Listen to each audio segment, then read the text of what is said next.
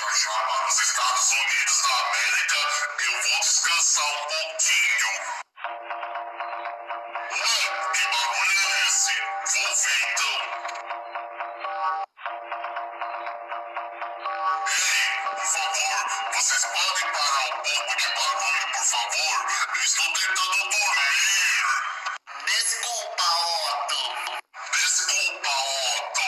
A gente queria fazer um barulho na praça pra gente tocar tambor, entendeu?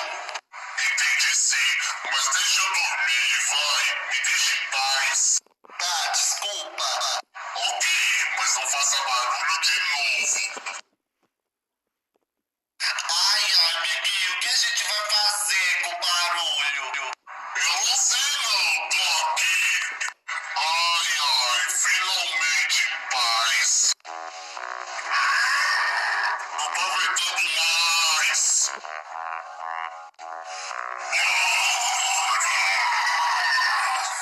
Nosso plano foi fracassado. Culpa de vocês. Vou surtar agora. Não é pra vocês fazerem barulho na praça.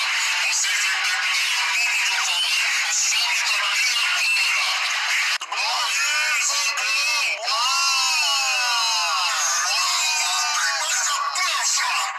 Ufa, essa foi por pouco.